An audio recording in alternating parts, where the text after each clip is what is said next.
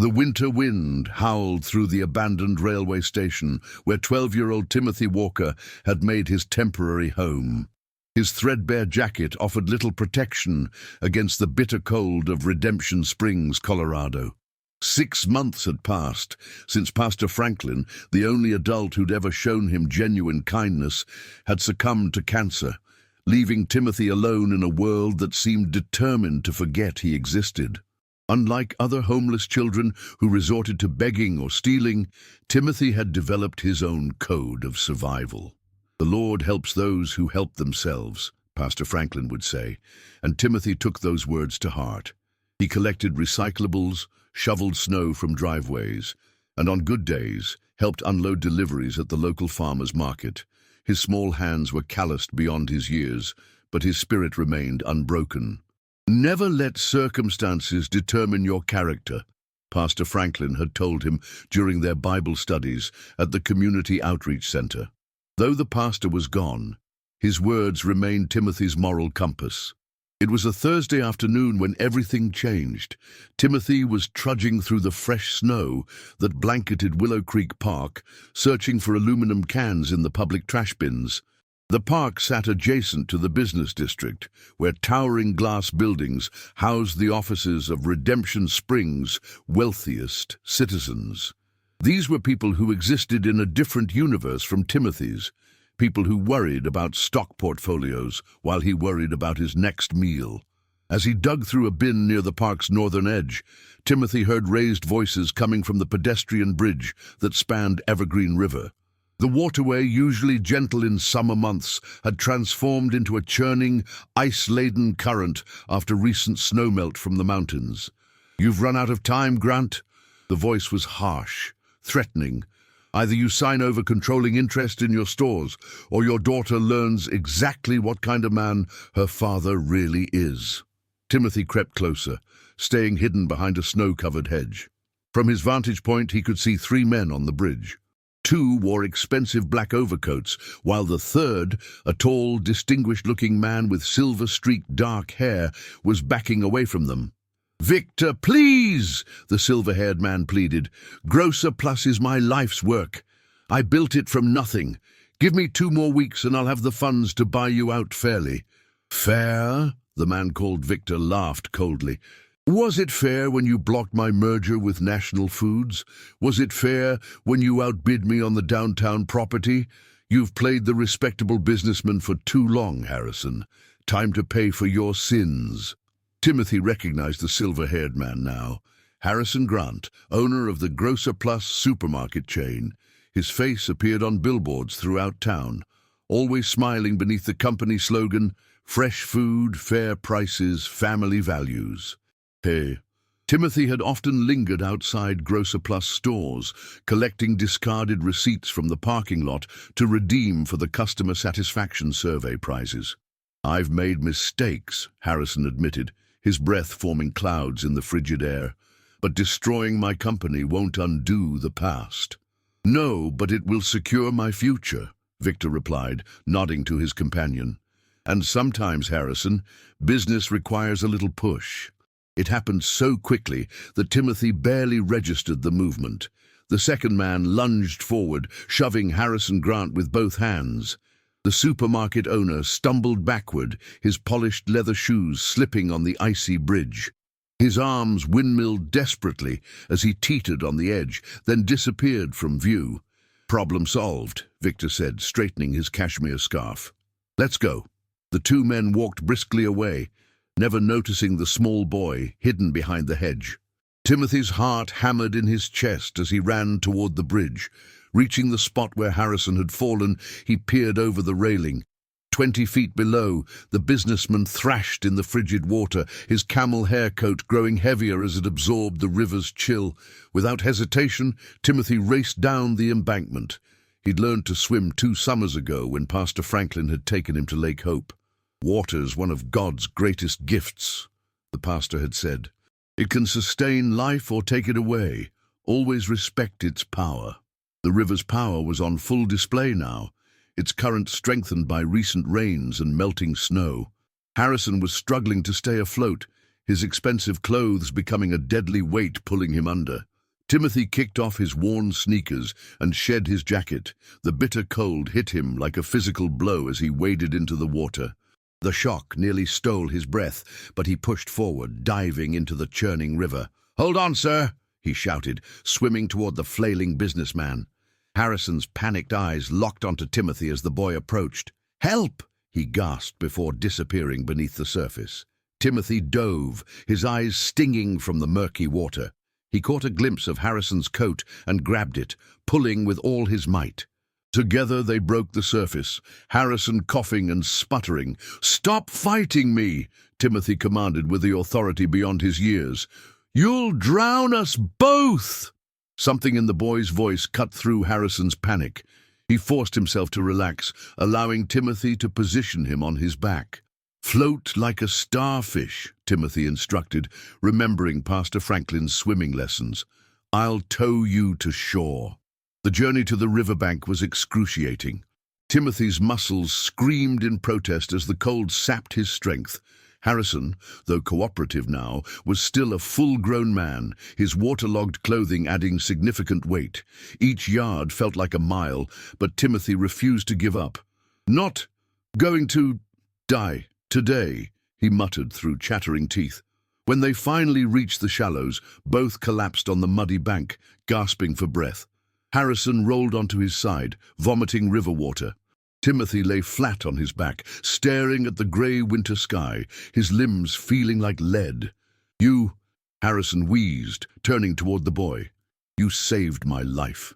Timothy managed a weak nod. "Those men pushed you." "I saw." Harrison's eyes widened. "You saw everything?"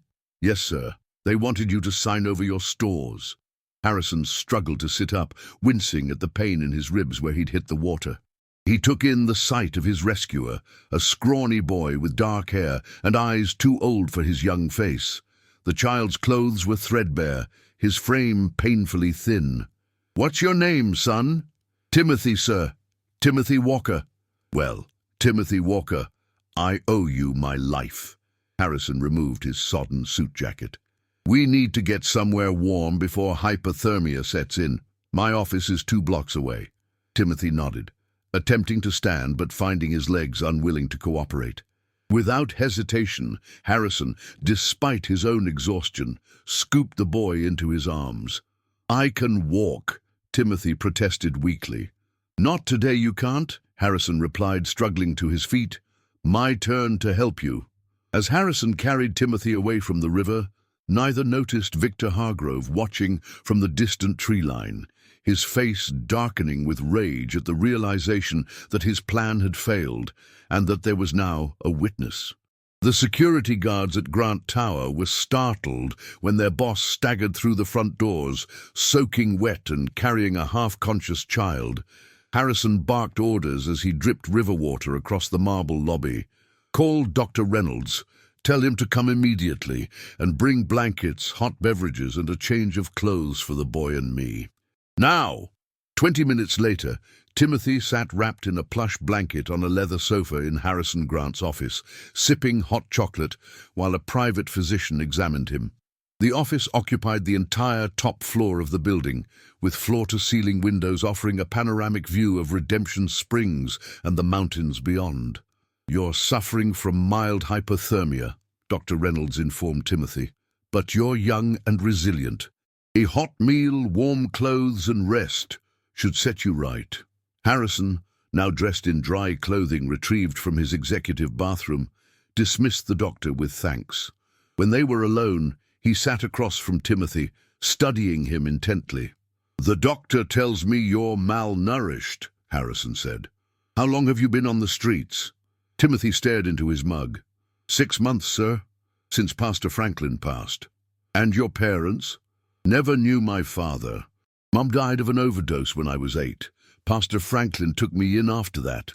Harrison's expression softened. "I'm sorry. Pastor Franklin was from Hope Community Church, correct? I donated to their food pantry program last year." Timothy nodded. "He ran the outreach center, taught me to read using the Bible, said education and faith were the 2 things nobody could take from me." "Wise man." Harrison leaned forward. "Timothy, you saved my life today. Those men, they would have let me drown. You risked your own life for a complete stranger. Timothy shrugged uncomfortably. Pastor Franklin always said we're supposed to help people in trouble. Do unto others as you would have them do unto you. That's from Matthew chapter 7. Harrison's lips quirked into a small smile. I'm familiar with the golden rule, though I admit it's been some time since I've thought about it. He paused. I need to ask you something important. Those men you saw, one of them is Victor Hargrove, my chief competitor. Did you hear them clearly state their intentions to harm me? Yes, sir. The man called Victor said you'd run out of time. He wanted you to sign over your stores. Harrison nodded grimly. I'm in a difficult situation, Timothy. Victor has been trying to take over Grocer Plus for years. Recently, he discovered some mistakes from my past. Mistakes I'm not proud of. What kind of mistakes? Timothy asked, his directness catching Harrison off guard. The kind that would disappoint my daughter and damage my reputation, Harrison admitted. Nothing illegal, but unethical. I've been trying to make amends, but Victor is using my past against me. Timothy considered this. Pastor Franklin said everybody sins. That's why we need Jesus. He forgives us when we repent. Harrison cleared his throat, clearly uncomfortable. Yes, well, I'm afraid my relationship with the Almighty is complicated, but that's not important right now. What is important is your safety. Victor saw you rescue me, which means you're in danger. Timothy's eyes widened. He'd hurt a kid. Victor doesn't see people, only obstacles or tools. If he thinks you can identify him, he'll do whatever it takes to silence you. The boy's shoulders slumped. So what do? I don't have anywhere to go. Harrison stood, pacing the expansive office.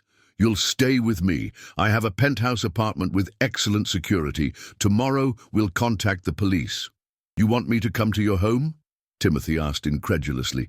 It's the least I can do. Harrison's tone brooked no argument. Besides, I need to keep you safe until we deal with Victor. You're my witness. Timothy sensed there was more to Harrison's offer than gratitude or pragmatism, but he was too exhausted to question it. The prospect of a warm bed was too tempting to refuse. Okay, he agreed, but just until it's safe. Harrison nodded, already dialing his phone. Margaret, send a car around, and call Elizabeth. Tell her we'll have a guest for dinner.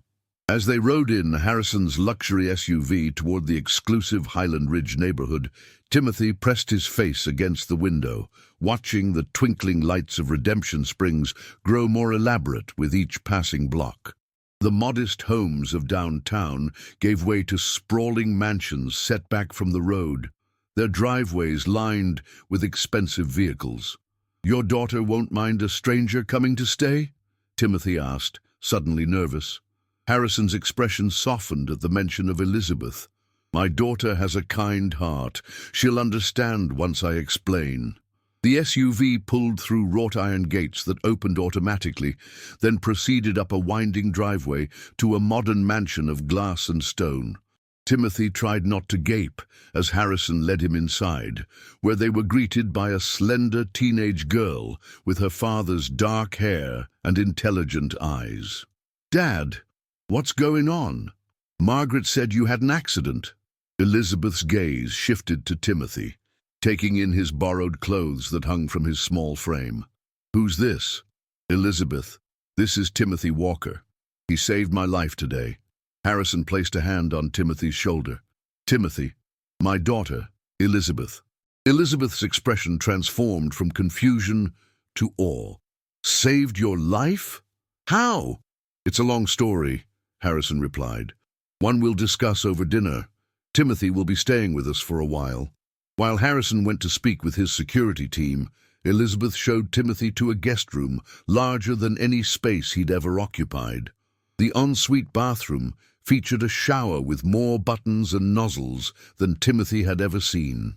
There are clean towels in the cabinet, Elizabeth explained, and I'll find some clothes that might fit you. We keep donations for the church clothing drive in the storage room. Timothy nodded gratefully. Your dad said you wouldn't mind me staying here. Elizabeth studied him with curious eyes.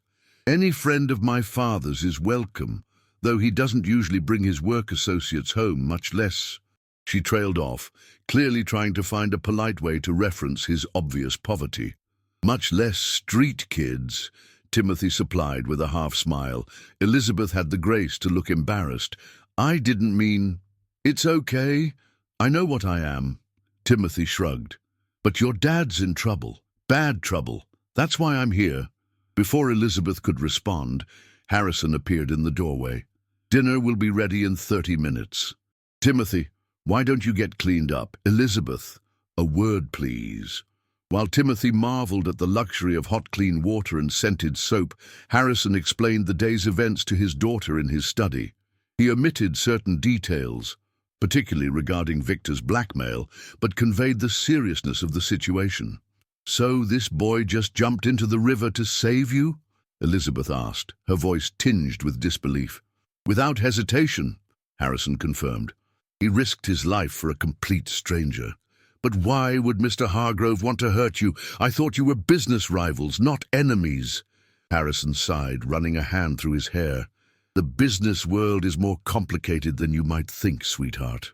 Victor believes I've wronged him, and he's determined to take everything I've built.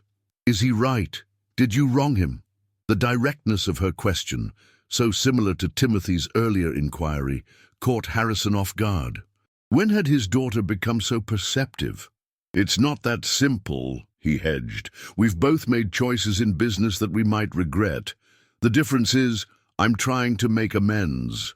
Elizabeth studied her father's face. Does this have anything to do with why you've been going to those meetings at Hope Community Church, the ones you think I don't know about? Harrison's eyes widened. How did you... Dad, you disappear every Tuesday evening with no explanation. I got curious and followed you once. She shrugged. I thought maybe you were dating someone new. Harrison laughed despite himself. No, not dating. I've been attending a support group of sorts, for people seeking guidance. You mean like a Bible study? Elizabeth's surprise was evident. Her father had always been firmly agnostic, dismissing organized religion as a crutch for those who can't face reality. Something like that, Harrison admitted. After your mother left last year, I started questioning a lot of things. Pastor Mitchell at Hope Church offered some perspective. Why didn't you tell me? Harrison reached for his daughter's hand. I wasn't sure what I believed yet. Still aren't. Didn't want to confuse you with my spiritual identity crisis. Elizabeth squeezed his fingers. Dad, I'm 16, not 6. I can handle complexity. Before Harrison could respond, his phone rang. The caller ID displayed Detective Walsh. James, thank you for calling back, Harrison answered. Yes, I need to report an attempted murder. Mine, actually. Dinner was a subdued affair. Harrison explained that Detective Walsh would arrive in the morning to take statements from both him and Timothy. The boy ate ravenously, but with surprising manners, answering Elizabeth's gentle questions about his life before the streets. Pastor Franklin taught me lots of things, Timothy explained, between bites of pot roast. Reading, swimming, basic math. He said education was my ticket to a better life. He sounds like a wonderful mentor, Elizabeth said. How did you meet him? Mom and I were living in her car. She'd lost her job at the diner, and we couldn't make rent. Pastor Franklin found us in the church parking lot and offered help. Timothy's expression grew distant. He tried to help Mom with her addiction too, but some people don't want to be saved. Harrison winced at the boy's matter-of-fact tone. And after your mother passed, Pastor Franklin got emergency guardianship, said it was God's plan that we found each other. Timothy set down his fork. When he got sick, he tried to arrange for me to go to his sister in Minnesota, but she didn't want me. After he died, I just stayed in Redemption Springs, figured I knew how to survive here better than anywhere else. The social services system should have placed you in foster care, Harrison said, frowning. Timothy shrugged. They tried. I ran. Foster care's a lottery, and I've never been lucky. The conversation lapsed into silence until Elizabeth changed the subject, asking about Timothy's education. Do you still go to school? When I can, Timothy replied. Redemption Springs Library has computers. I use them for online lessons. The librarian, Mrs. Holloway, pretends not to notice I'm there all day. You're teaching yourself? Harrison asked, impressed. Pastor Franklin said knowledge is power. Can't get ahead without learning. After dinner, exhaustion caught up with Timothy. He retired to the guest room, where he sank into the most comfortable bed he'd ever encountered. Despite the luxury surrounding him, sleep proved elusive. The day's events kept replaying in his mind. The struggle in the icy river, the look of desperation in Harrison's eyes, the realization that a dangerous man might be looking for him. A soft knock interrupted his thoughts. Elizabeth stood in the doorway, holding a leather-bound book. "I thought you might like this," she said, offering him a Bible. "Dad said you used to study with Pastor Franklin." Timothy accepted it gratefully. "Thank you. I lost mine when I had to leave Pastor Franklin's apartment." Elizabeth lingered in the doorway. "Can I ask you something personal?" "Sure. How do you... living on the streets with everything you've been through, how do you still have faith? How do you believe God cares when so many bad things have happened?" Timothy considered the question seriously. "Pastor Franklin asked me the same thing once, after my mom died. He said faith isn't about believing bad things won't happen. It's about knowing you're not alone when they do. But doesn't it make you angry? Losing your mom, then Pastor Franklin, ending up homeless?" "Sometimes," Timothy admitted. "But being angry at God is still a kind of relationship with Him. It's ignoring Him completely that creates the real distance." He opened the Bible to a dog-eared page. Psalm 34, verse 18. "The Lord is close to the broken-hearted and saves those who are crushed in spirit." Elizabeth was quiet for a moment. "Dad's been different lately. Quieter, more thoughtful. Now I know he's been going to church, which is weird because he always said religion was for people who couldn't handle reality. Maybe he's handling a different kind of reality now," Timothy suggested. Elizabeth nodded slowly. "Maybe." She turned to leave, then paused. "For what it's worth, I think God put you in the right place today. Not just for Dad's sake, but maybe for yours too." After she left, Timothy opened the Bible to the book of Psalms, finding comfort in the familiar verses until sleep finally claimed him. Morning brought a flurry of activity to the Grant household. Detective James Walsh arrived early, a burly man with kind eyes that belied his imposing physique. He interviewed Harrison and Timothy separately, taking detailed notes about Victor Hargrove's actions on the bridge. "The problem," Detective Walsh explained after completing the interviews, "is that it's your word against his. Without physical evidence or independent witnesses, the DA won't prosecute." "He tried to kill me," Harrison protested, "and now he knows Timothy saw everything." "Which is why you need to be careful," Walsh replied. "Victor Hargrove has connections in this town, some legitimate, others not so much. I'll assign a patrol car to monitor your home, but I suggest you both keep a low profile until we build a stronger case." After the detective left, Harrison retreated to his home office to make calls, leaving Timothy and Elizabeth to get better acquainted. They sat in the mansion's sunroom, watching snowflakes drift past the windows.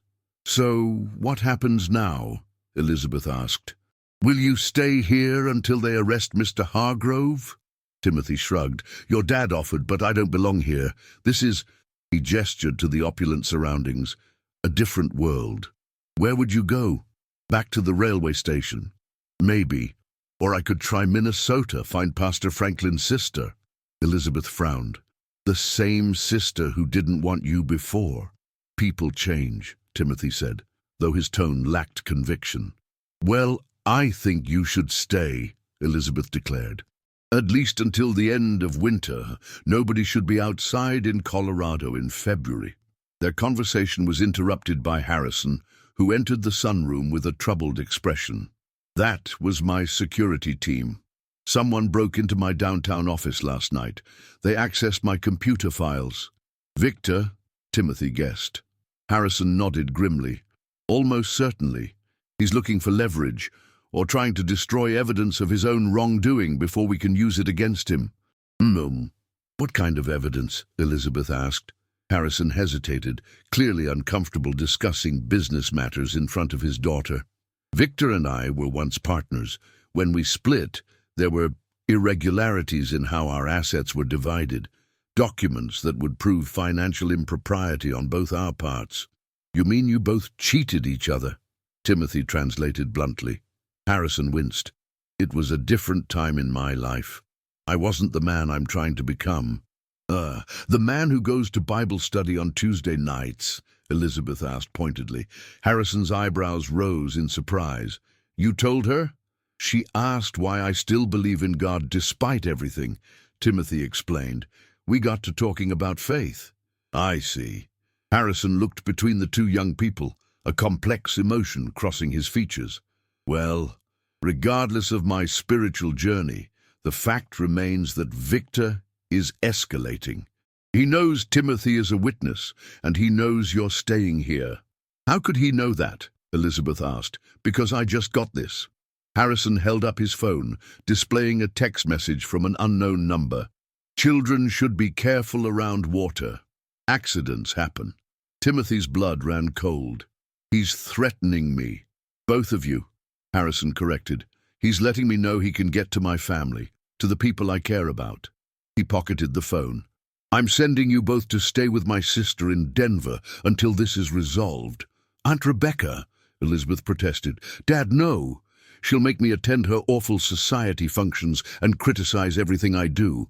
This isn't a debate, Elizabeth. Your safety is my priority. What about Timothy? Is he supposed to attend society functions too? Harrison ran a hand through his hair in frustration. Rebecca has plenty of room. Timothy will be comfortable there.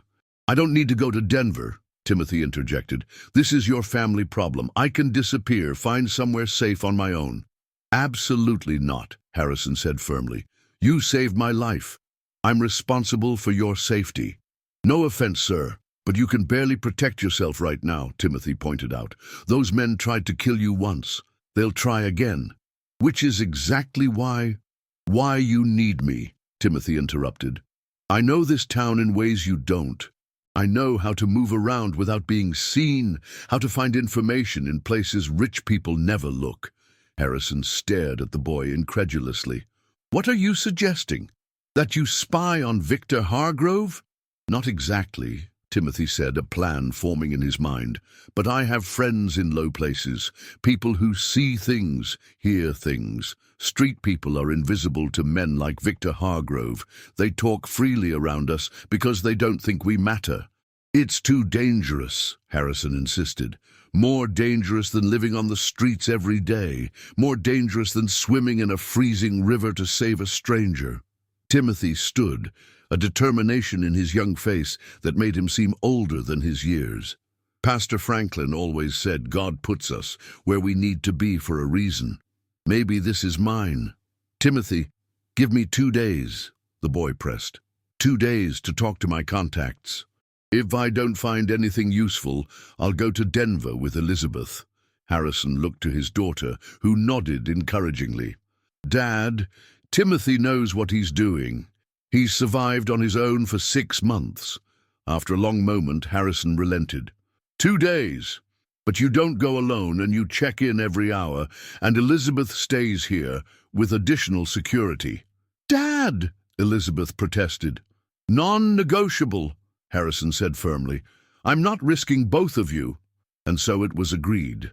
Harrison would accompany Timothy into the less reputable areas of Redemption Springs, seeking information about Victor Hargrove that might help build a case against him.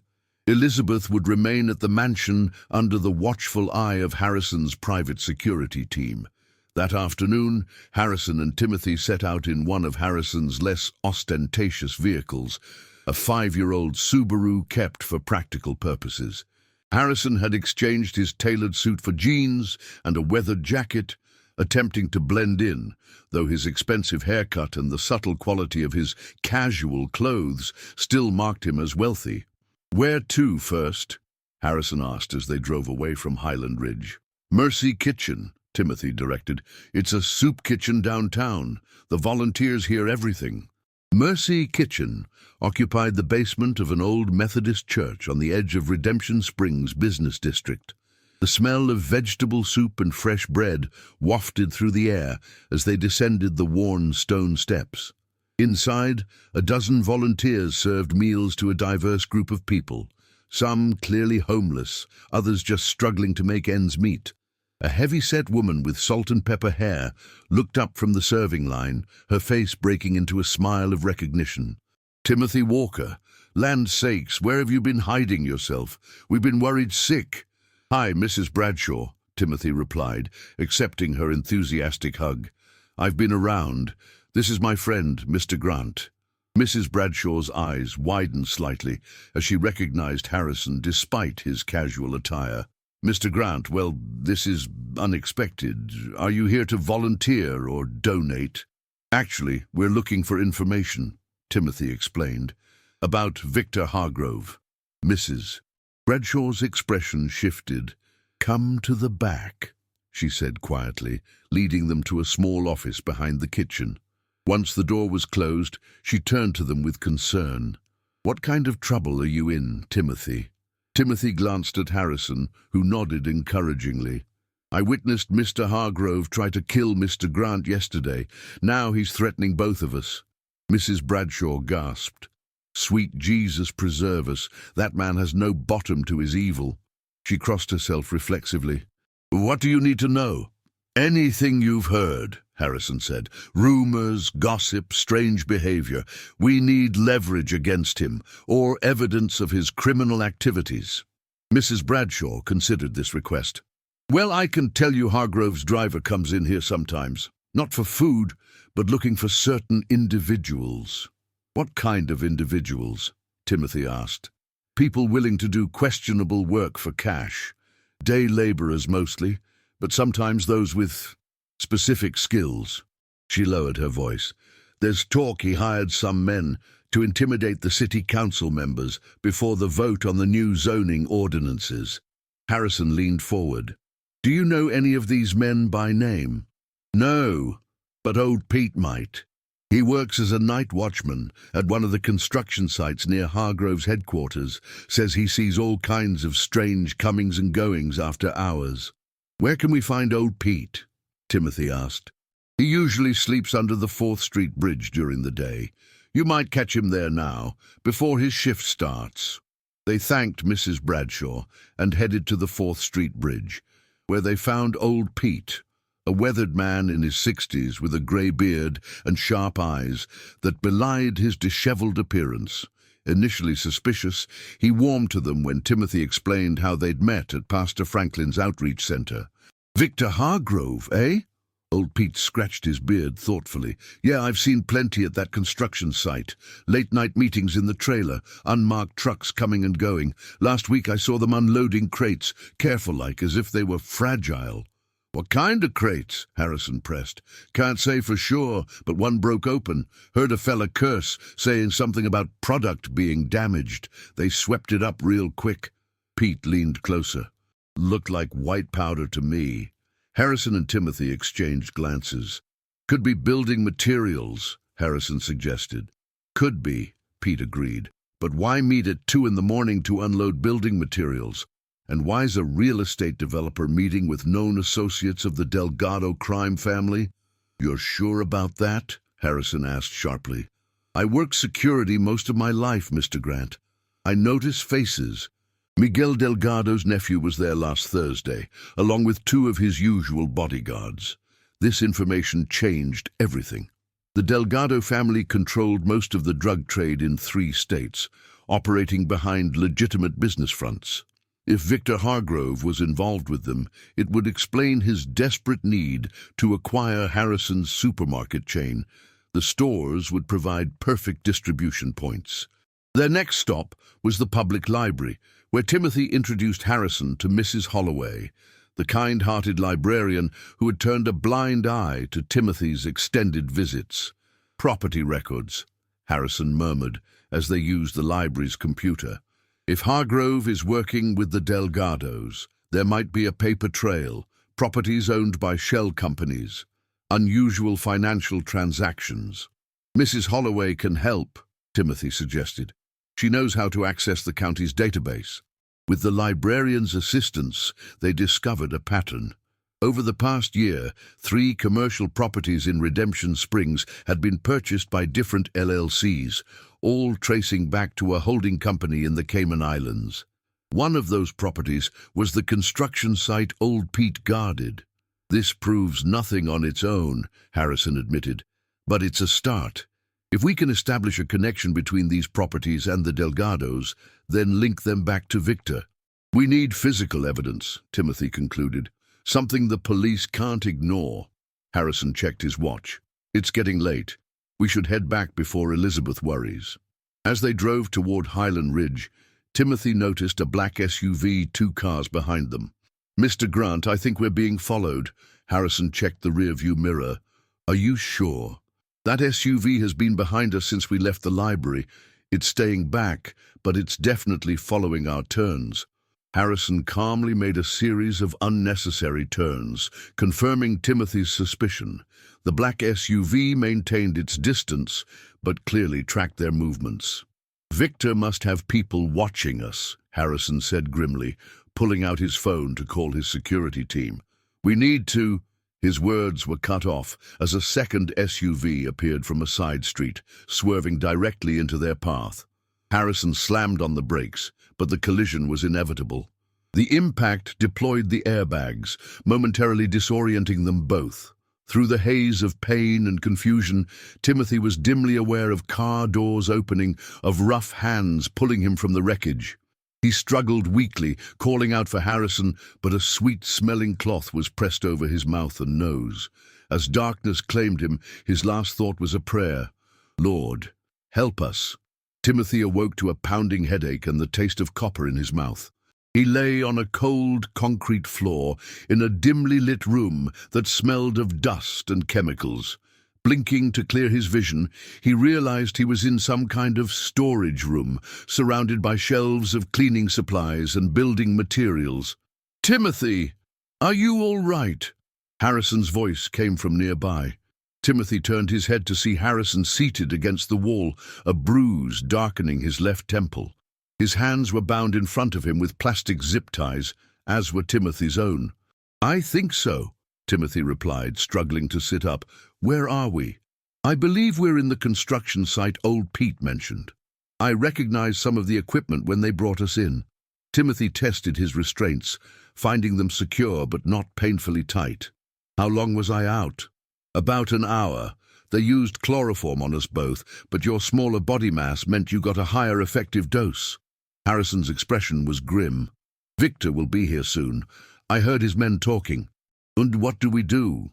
Harrison sighed heavily. "I don't know, Timothy. I've put you in terrible danger, and for that I'm deeply sorry."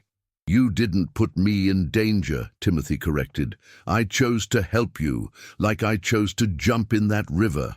A sad smile crossed Harrison's face. "You know, I've spent my adult life building a business empire, accumulating wealth, securing my family's future. I thought I was creating something meaningful." He shook his head. "But watching you, a child with nothing to his name, risk everything for a stranger, it's humbling, convicting even." "Pastor Franklin would say God was showing you something important," Timothy suggested. "Perhaps he is." Harrison's voice grew quiet. "For the past year, I've been wrestling with questions I've avoided my entire life. Questions about purpose, meaning, what truly matters." "Is that why you've been going to Hope Church?" Harrison nodded. "After Ellen, my wife, left, I found myself at a crossroads. The company was successful, but my personal life was in shambles. One night, driving around aimlessly, I ended up in the Hope Church parking lot. Pastor Mitchell was working late. We talked for hours. About God. About everything. Life, death, purpose, forgiveness." Harrison met Timothy's gaze. "I've done things I'm not proud of, Timothy. Built my success on choices that hurt others. Victor Hargrove included." What did you do to him?" Harrison's expression was pained. 20 years ago, we were partners in a small grocery store. When a larger chain offered to buy us out, I manipulated the paperwork to receive the lion's share of the proceeds. Victor received almost nothing from a deal that should have made us both wealthy. That's why he hates you so much, Timothy realized. Yes, and he's right to be angry. I cheated him, plain and simple. Harrison shifted uncomfortably. I've tried to make amends, offered him compensation with interest, but Victor doesn't want money. He wants revenge. Pastor Franklin said forgiveness is freeing yourself from the prison of hatred, Timothy said. Sounds like Mr. Hargrove built his own cell and locked himself inside. Harrison chuckled despite their dire situation. You're wise beyond your years, Timothy Walker. Their conversation was interrupted by the sound of a door opening. Victor Hargrove entered, flanked by two burly men. He wore an expensive overcoat and leather gloves, looking every inch the successful businessman except for the cold fury in his eyes. Harrison, he greeted with false cordiality, and the little hero. How touching that you've bonded during your final hours. Victor, this has gone far enough, Harrison said evenly. You have a problem with me, not with the boy. Let him go. I'm afraid that's impossible. He's a witness, after all. Victor circled them slowly. Though I must admit I'm curious. Why would a street urchin risk his life for one of the wealthiest men in Redemption Springs? What did Harrison promise you, boy? Money, a home, education. Nothing, Timothy answered truthfully. He was drowning. I knew how to swim. Victor laughed incredulously. Simple as that? You expect me to believe such naivety? It's called compassion, Victor, Harrison interjected. Something you might have recognized once before bitterness consumed you. Victor's amusement vanished. Spare me your philosophical awakening, Harrison. We both know you're an opportunist and a thief. Your recent religious dabbling doesn't change who you are. Maybe not, Harrison acknowledged, but it changes who I'm trying to become. Well, your journey of self-improvement ends tonight. Victor checked his watch. In approximately 1 hour, an unfortunate gas leak will cause this building to explode. A tragedy, to be sure, claiming the lives of the prominent businessman Harrison Grant and a homeless child who had apparently been squatting in the building. The police know we were investigating you, Harrison warned. Detective Walsh is already building a case. Based on what evidence? Victor scoffed. The word of a street child and your desperate accusations. Walsh has nothing concrete, or I'd already be in custody. He moved toward the door. Goodbye, Harrison. I'd say it's been a pleasure, but we both know that would be a lie. After Victor and his men departed, Timothy heard the ominous sound of a lock engaging. He struggled against his restraints with renewed urgency. We need to get out of here, he said, looking around the room for anything that might help cut the zip ties. Harrison nodded, scanning their surroundings. There, on that shelf, looks like a box cutter. The shelf in question was nearly 7 feet high, well out of reach, even if they'd had free use of their hands. Timothy studied the room's layout, noting a stack of paint cans nearby. If we can move those cans under the shelf, I might be able to climb up, he suggested. Working together despite their bound hands, they managed to position the paint cans. Timothy carefully climbed the makeshift tower, reaching for the box cutter with his bound hands. His fingers brushed against it, pushing it further away. Almost. He strained, rising onto his tiptoes on the unsteady surface. The paint cans wobbled dangerously. Be careful, Harrison warned. With a final desperate lunge, Timothy grasped the box cutter, but his sudden movement destabilized the stack. He tumbled backward, Harrison lunging to break his fall. They collapsed in a heap on the concrete floor, but Timothy held the box cutter triumphantly. Got it! Working slowly and carefully, they managed to cut through Harrison's zip ties. Once his hands were free, Harrison made quick work of Timothy's restraints. Now for the door, Harrison said, examining the heavy metal barrier. It's locked from the outside. Timothy pointed to a small window near the ceiling. What about that? The window was narrow, barely wide enough for Timothy to squeeze through, and certainly too small for Harrison. It was also at least 8 feet off the ground and covered with a metal security grate. The grate screwed in, Harrison observed, examining it closely. "If we can find a screwdriver or something similar." They searched the storage room, eventually finding a flathead screwdriver among the building supplies. Harrison hoisted Timothy onto his shoulders, allowing the boy to reach the window and work on the screws, securing the grate. "How much time do we have?" Timothy asked as he struggled with a particularly stubborn screw. Harrison checked his watch. About 40 minutes, assuming Victor was telling the truth about the timing. Finally, the last screw came loose and Timothy removed the grate. The window opened outward with a protesting creak of rusty hinges. "I'll go through and find help," Timothy said. "It's too dangerous," Harrison protested. "Victor's men might still be outside." "We don't have a choice," Timothy replied. "If I don't go, we both die." Harrison knew the boy was right. "Be careful. Find a phone, call Detective Walsh. The number is in my phone contacts." "What about Elizabeth? She must be worried sick." "The security team will have contacted her when we didn't return. She's safe at home." Timothy nodded, then hesitated. "Mr. Grant, if I don't make it back—" "You will," Harrison interrupted firmly. "God didn't bring us this far to abandon us now." Surprised by Harrison's profession of faith, Timothy managed to smile. "I'll be back with help as soon as I can."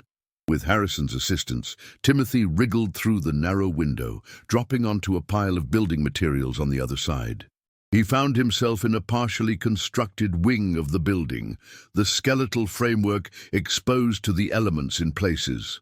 Through gaps in the plastic sheeting covering unfinished walls, he could see it was now dark outside. Moving cautiously, Timothy navigated through the construction site, alert for any sign of Victor's men.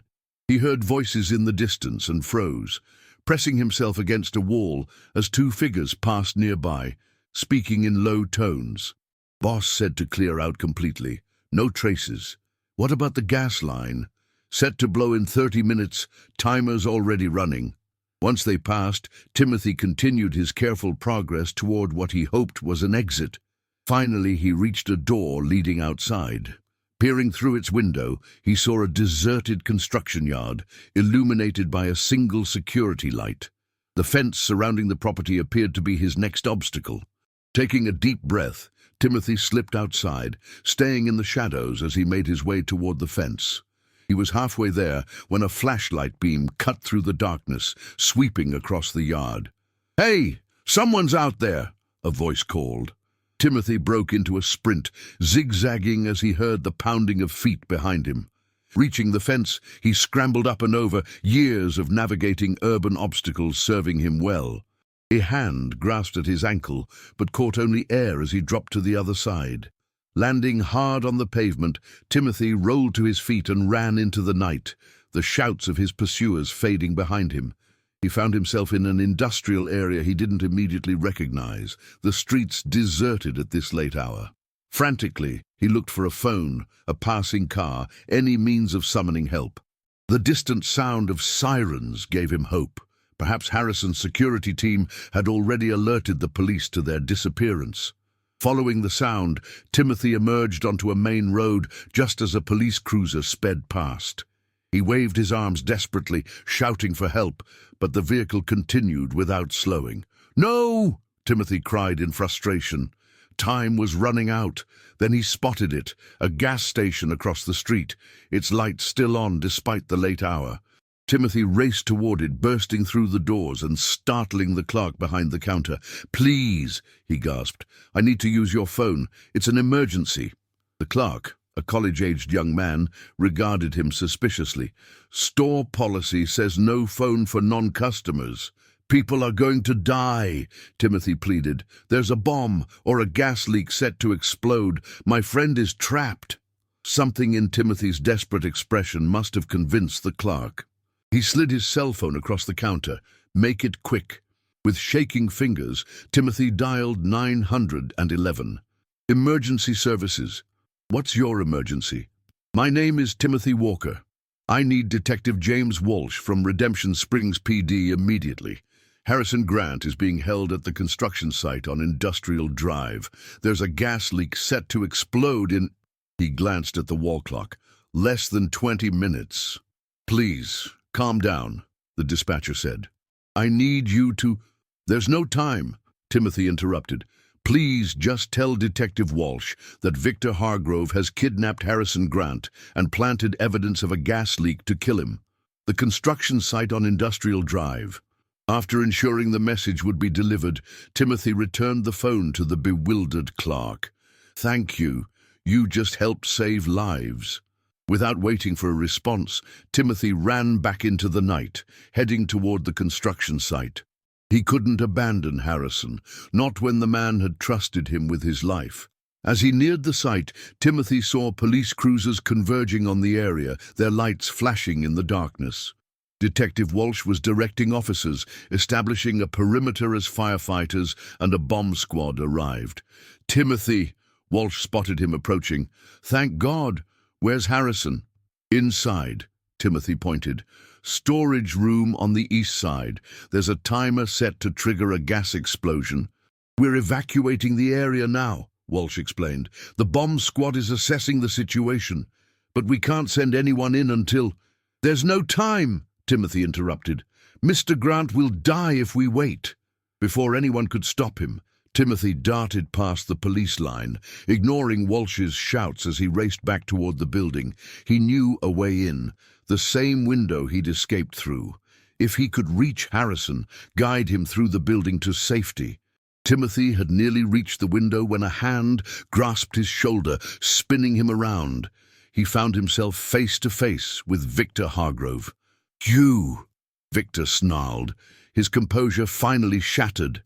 "You should have run when you had the chance." Timothy tried to break free, but Victor's grip was like iron. "The police are here," Timothy warned. "It's over." "Not yet." Victor dragged Timothy toward a black SUV idling nearby. "You're my insurance policy now." As they struggled, Timothy became aware of another presence, a familiar figure emerging from the shadows. "Let him go, Victor." Harrison Grant stood 20 yards away, his expression resolute. Victor's surprise gave Timothy the opportunity he needed. He stomped hard on Victor's instep, then twisted free as the man howled in pain. "How did you escape?" Victor demanded, glaring at Harrison. "The same way Timothy did," Harrison replied calmly. "Though it was considerably less comfortable for a man my size." Victor reached inside his coat, producing a pistol. "It doesn't matter. None of you will leave here alive." "It's over, Victor," Harrison said, taking a step forward. "The police know everything. They're evacuating the area as we speak." "Stay back!" Victor waved the gun erratically between Harrison and Timothy. "This is your fault, all of it. You stole my future 20 years ago. Everything that should have been mine—" "You're right," Harrison acknowledged, continuing his careful approach. "I wronged you, Victor. What I did was inexcusable, and I've lived with that guilt for 2 decades. Victor's hand trembled. "Guilt? You built an empire while I struggled to survive." "And it brought me no peace," Harrison replied. "My wife left me. My daughter barely knew me. I had wealth but no purpose, no joy." He took another step. "I'm sorry, Victor. Truly. What I did was unforgivable." For a moment Victor seemed to waver, the gun lowering slightly, then his expression hardened. "Too late for apologies, Harrison." He raised the gun, aiming directly at Harrison's chest. Timothy, seeing Victor's intention, acted on pure instinct. He lunged forward, slamming into Victor's arm, just as the gun discharged. The bullet went wide, striking a nearby generator in a shower of sparks. The impact knocked both Timothy and Victor to the ground, the gun skittering away on the pavement. As they struggled, Timothy became aware of shouting, police officers rushing toward them, Detective Walsh in the lead.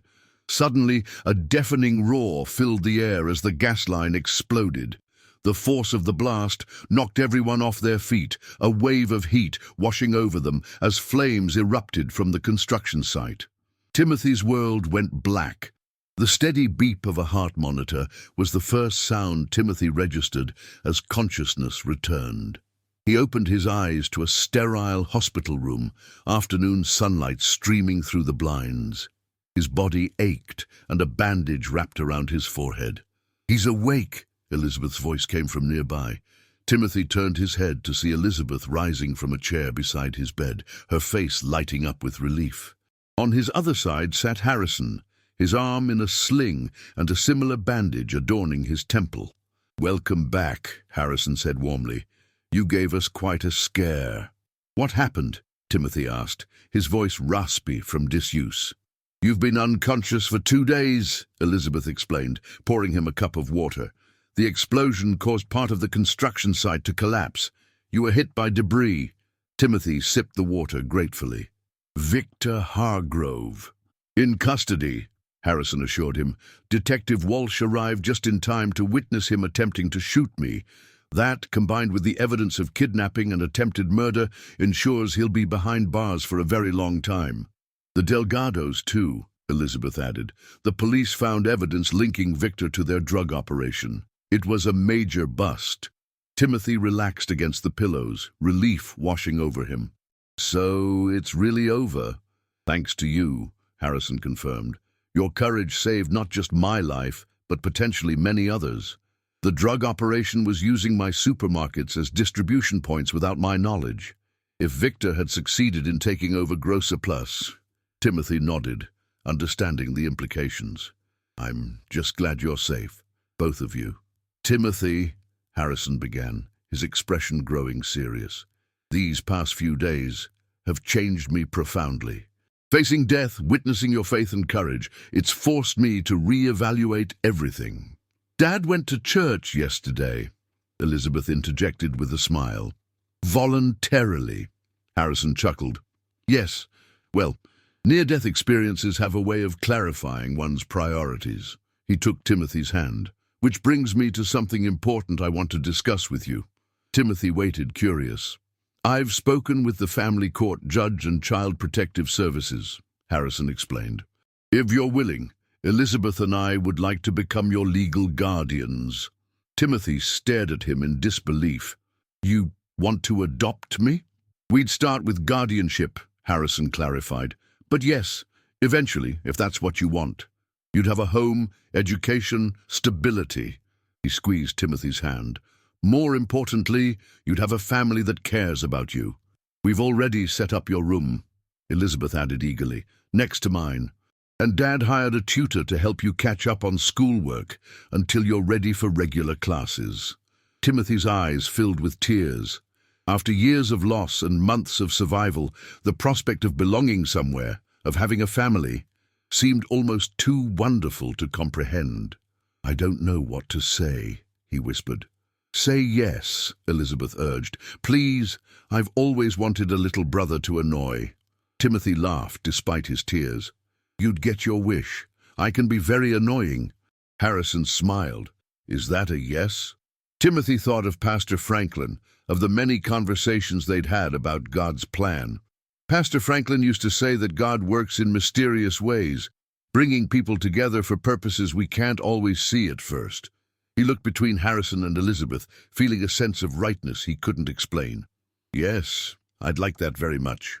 3 months later, Timothy stood between Harrison and Elizabeth in the sanctuary of Hope Community Church.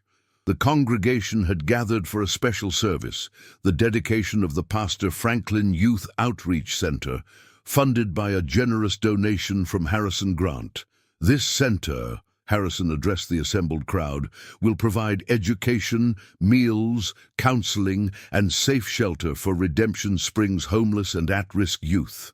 No child should have to face the world alone, as Timothy did." Timothy, now healthier and happier than he'd been in years, wore a new suit for the occasion. He'd grown 2 inches since coming to live with the Grants. Proper nutrition and care allowing his body to catch up with his spirit. After the ceremony, as people mingled during the reception, Detective Walsh approached their family. "Quite a transformation," he commented, nodding appreciatively at the newly renovated outreach center, "for everyone involved." Harrison smiled, placing a hand on Timothy's shoulder. "When a 12-year-old shows more courage and moral clarity than you've managed in 45 years of life, it tends to inspire change." "I hear Grocer Plus is changing too," Walsh remarked. "Something about community initiatives and ethical business practices?" "We're refocusing our priorities," Harrison confirmed. "Profit matters, but purpose matters more." As Walsh moved on to speak with other guests, Elizabeth nudged Timothy. "Look who's here." Timothy turned to see a familiar face, Mrs. Bradshaw from Mercy Kitchen, deep in conversation with Harrison's assistant about volunteer coordination for the new center. "Your idea is working," Elizabeth said. "Dad says applications for the mentorship program are already overwhelming." The program had been Timothy's brainchild, pairing successful business professionals with at-risk youth, creating opportunities for both mentorship and meaningful employment. Harrison had implemented it company-wide, with other Redemption Springs businesses following suit. "It's just the beginning," Timothy replied. "Pastor Franklin always said that one act of kindness can create ripples that change the world." Later that evening, as they prepared to leave, Timothy found himself standing alone before the plaque dedicating the center to Pastor Franklin's memory. The inscription read, "Faith sees the invisible, believes the incredible, and receives the impossible." "I miss him too," Harrison said, joining Timothy. "He sounds like he was an extraordinary man." "He was," Timothy agreed. "He taught me that God can use anyone, even a homeless kid, to make a difference." Harrison squeezed his shoulder affectionately. "Especially a homeless kid, it seems." He paused, glancing around to ensure they were alone. "I have something for you. Been waiting for the right moment." From his pocket, Harrison produced a small box. Inside was a silver pocket watch, its surface engraved with Timothy's initials. "It belonged to my father," Harrison explained. "He gave it to me when I turned 13, which you will next month. I want you to have it." Timothy carefully lifted the watch, feeling its weight. "Mr. Grant." "Harrison," he corrected gently. "Or Dad, if you're comfortable with that. We're family now, Timothy." Timothy's eyes welled with tears. "Thank you, Dad." Harrison embraced him. And in that moment, Timothy understood what Pastor Franklin had meant about God's mysterious ways. A chance encounter, a split-second decision to help a stranger, these had led to not just a home, but a purpose larger than himself. Outside, Elizabeth waited by the car, her face lighting up when she saw them approach. "Finally, I'm starving. Can we stop for ice cream on the way home?" "Ice cream? Before dinner?" Harrison pretended to be scandalized. What kind of parent would allow such nutritional chaos? "The kind who jumped into a freezing river to save someone," Timothy suggested with a grin. Harrison laughed, ruffling Timothy's hair. "You're never going to let me forget that, are you?" "Nope," Timothy replied cheerfully. "It's my job to keep you humble now." As they drove through Redemption Springs, Timothy gazed out at the town that had once been merely his survival ground and was now his home. The streets looked different somehow, full of possibility rather than peril. "You know," Harrison mused as they waited at a traffic light, "I've been thinking about the company name. Grocer Plus doesn't really reflect our new mission. Any suggestions?" Timothy considered this. "How about Redemption Market? Since that's what it's really about, second chances." Harrison and Elizabeth exchanged surprised glances. "Redemption Market," Harrison repeated thoughtfully. "I like it. Simple, meaningful, honest." As they continued toward home, a word Timothy could finally use without reservation, he reflected on the journey that had brought him here. From homeless orphan to beloved son, from survival to purpose. It hadn't been easy, and there had been moments of terrible danger, but through it all, he'd never been truly alone. "Everything okay?" Elizabeth asked, noticing his contemplative expression. Timothy smiled, feeling a deep sense of peace. "Everything's exactly as it should be." No, and perhaps that was the greatest miracle of all, not the dramatic rescue or narrow escape, but the simple knowledge that he belonged, that his life mattered, that love could indeed conquer fear. One act of courage had changed everything, creating ripples that would continue long into the future, touching lives he might never even meet. Pastor Franklin had been right all along. God did work in mysterious ways, bringing light from darkness, hope from despair, and family from the most unexpected circumstances.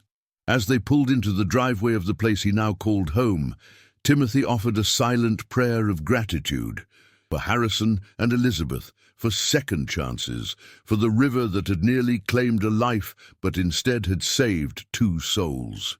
And most of all, for the quiet voice that had prompted a 12-year-old boy to jump into freezing water to save a stranger, a voice that continued to guide him toward a future brighter than he could have imagined.